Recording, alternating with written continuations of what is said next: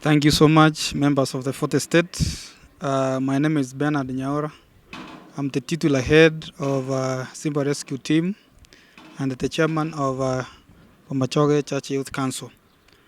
I'm here to comment on some two issues. Number one, there were people who came yesterday to Motonto, that is the residence of Governor Simba Arati, from Abamachoge.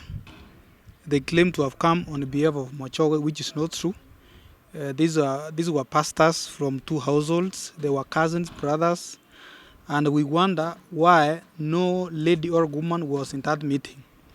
One thing I want to tell Governor is that you can have a lot of meetings in your residence, but the meeting Abamachoge wanted to hear is how you will reinstate the political advisor seat to them, either to Julius himself or to somebody else.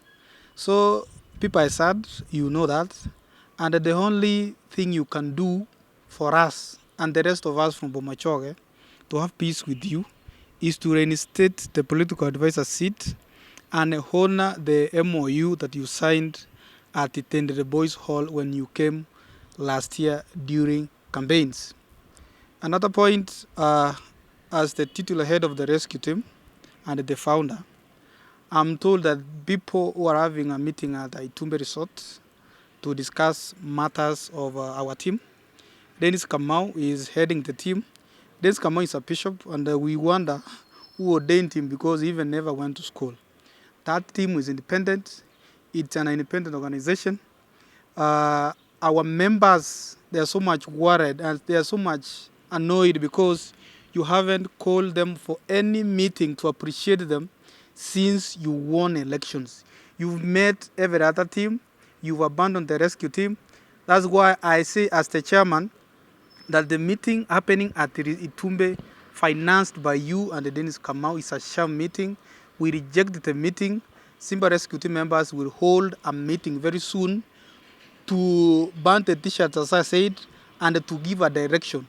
We are going to officially denounce our support and find a way forward. That is my statement, and I urge all youth from Abamachoge, the residents, members of the rescue team, to reject any move of Simba to bring in divisive politics within the constituency and within our team. And lastly, one thing I forgot. One Dennis Micheka and his chairman and the patron had a meeting. They even posted a letter on Facebook that they are recognizing Samson Nyamor as the MCA of Bosoti Sengera, that they received blessings of the governor. Now I'm asking, when did the governor Simba Arati start electing MCAs in Sengera Bosoti? He is not even a voter in Sengera Bosoti.